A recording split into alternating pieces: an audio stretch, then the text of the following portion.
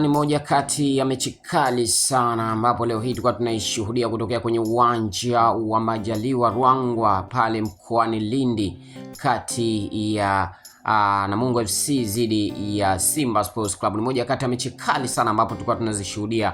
Basi moja hapo ni mechi hiyo ya ligi kuu soka ya Tanzania bara ama NBC Premier Soccer League kwa msimu wa 2025-26. Kila klabu leo hii ikiwa inahitaji kuweza kufanikiwa kupata matokeo mazuri na kuweza kuvuna alama tatu muhimu sana. Je, ni kipi hasa kitakachoweza kutokea ndani ya dakika 90 za mechi hii ya kuweza kutafuta zile alama tatu muhimu sana? Basi tunasubiria hasa dakika 90 zitatupatia majibu yote kuhusiana na mechi hii ya kibabe sana, ambapo hadi hivi sasa ushindani umekuwa ni mkubwa sana na kila timu inapambana ili kuweza kufanikiwa kupata ushindi wa kuvuna alama tatu na kuweza kujiweka kwenye nafasi ambayo iliyo mzuri zaidi. Lakini pia tukitazama kwa upande wa Namungo FC kwenye nafasi ya 10 wakiwa na alama takribani 22, na huku kama watashinda leo hii watakuwa na alama takribani 25, na upande wa Simba Sports Club kwenye nafasi ya pili alama 39, na kama atashinda leo hii watakuwa na alama takribani 42. Je, ni nini hasa kitakachoweza kutokea ndani ya dakika 90 za mechi hii ya kibabe sana? Basi tunasubiria hasa